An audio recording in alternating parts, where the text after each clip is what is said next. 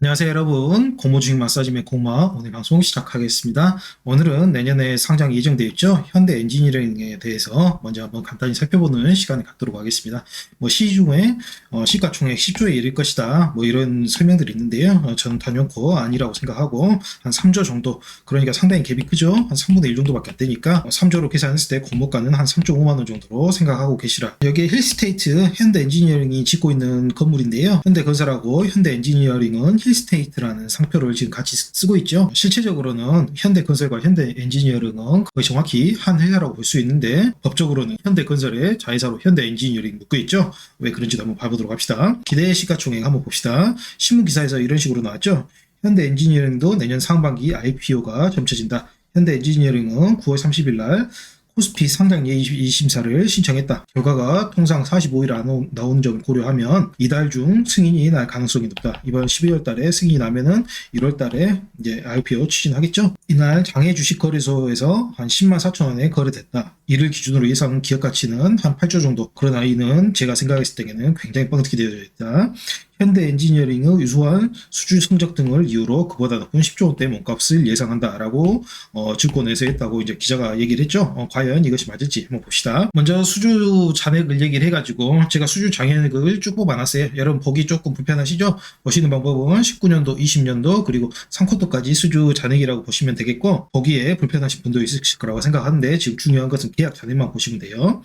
2019년도 이제 끝날 때 계약 잔액이 2조 1천억이었죠. 그리고 작년 끝날 때 계약 잔액이 2조 3천억, 거의 똑같다가 올해 3분기 이제 회기가 끝나니까 한 2조 7천억 정도. 이걸 같이 보실 때 현대건설 수주 잔량을 같이 봐야 돼요. 현대건설의 수주 잔량을 일부러 현대 엔지니어링이 양해를 한 것이 눈에 보이게 이런 식으로 해놨습니다. 아무리 자회사라고 해도 현대건설 주주들의 주가 이익을 버리고 현대 엔지니어링이 주주를 위해서 이렇게 희생하는 것은 배임, 이렇게 표현을 하죠. 어느 정도 비도덕적이라고 표현할 수 있는 상황은 오래 갈 수 있는 상황은 아니다. 그리고 이런 상황도 그러게 막 표현화가 극적이다 이런 식으로 표현하기에는 무죄가 있어요. 한 20%나 늘었는가요?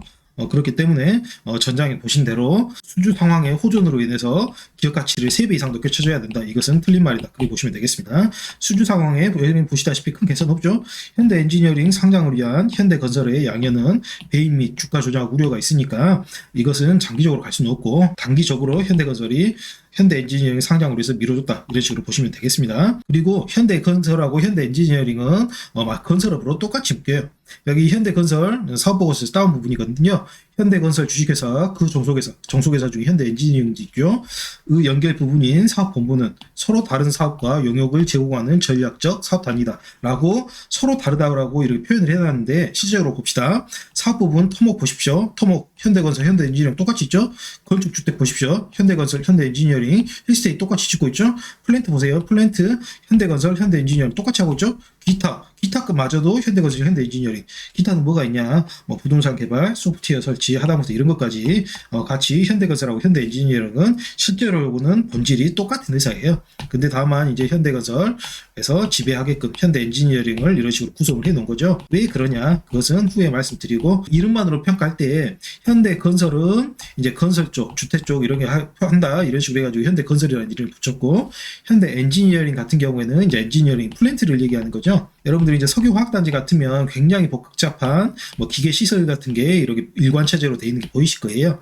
그런 거를 이제 보통 이제 플랜트라고 하거든요. 큰 이제 기술이 들어간 그런 걸. 엄밀히 말하려면 현대건설은 토목하고 건축주택에서 모든 업무를 맡아야 되고, 현대 엔지니어링은 이제 플랜트만 맡고 토목 어느 정도 맡고 이 정도 선에서 사업 분장이 이루어져야 되는데, 실질적으로는 똑같이 한다. 그렇다면 왜 이번에 상장을 하냐? 본질이 같은 회사를 왜 나눠서 상장하냐? 현대건설이나 현대엔지니어링 실제로는 똑같은 회사인데, 그것은 이제 상속 지원 마련용이죠. 여러분 제가 하는 말이 아니고 시중에 많이 알려져 있는 얘기입니다.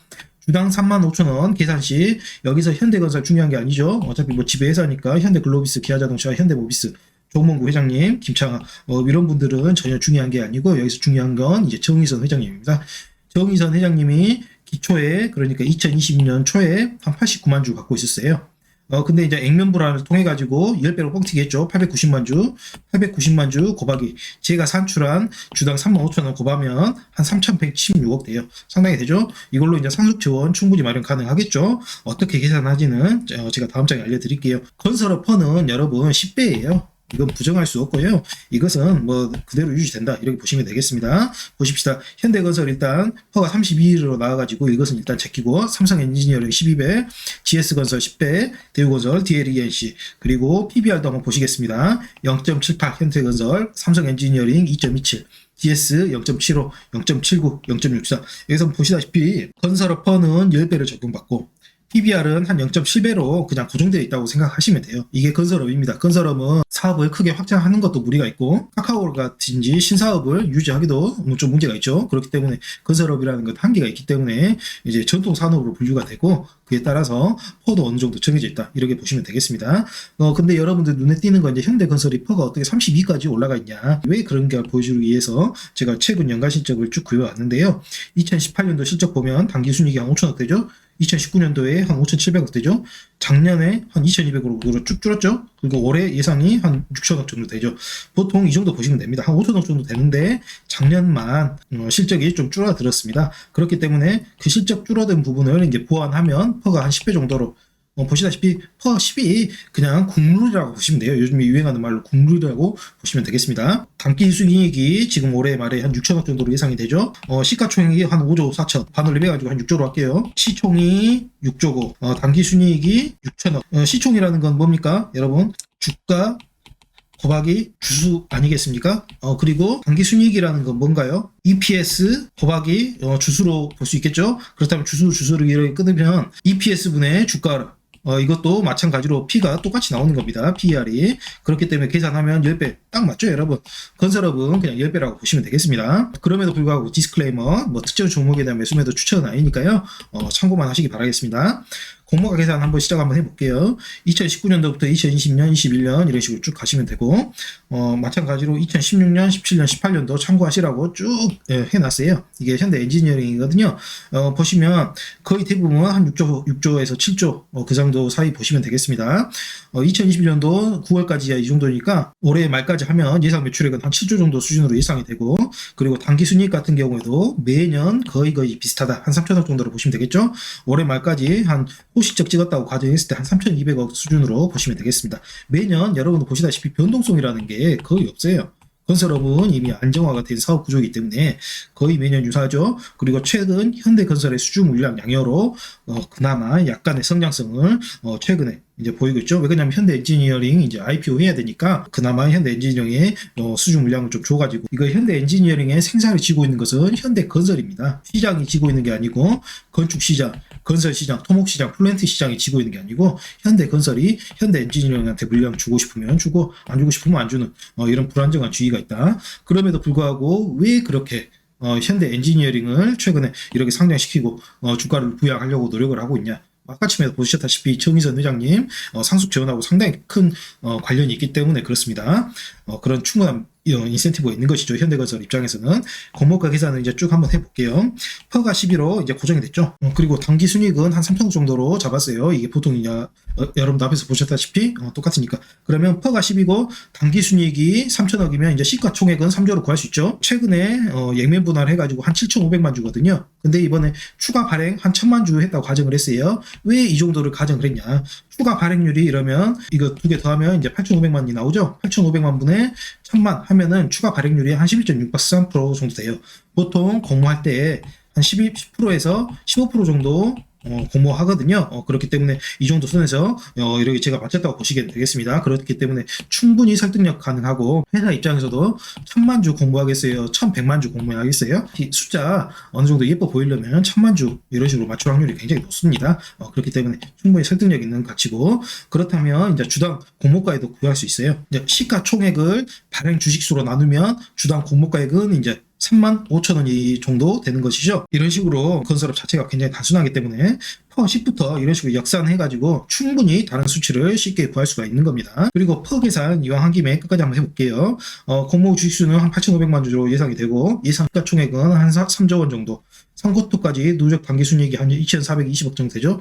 예상 올해 순이익은 한 3,230억 정도로 예상이 되고 예상 EPS 주당 순이익은 한 3,800원. 예상 퍼는 한 9 정도, 10배 거의 비슷하죠, 여러분. 그렇기 때문에 큰 오차가 있는 숫자는 아니다. 그렇게 보시면 되겠습니다. 그렇다면 35,000원으로 공모가를 했을 때 더블 가면 7만원, 그러면 퍼가 한 20 정도, 따상 가면 한 91,000원.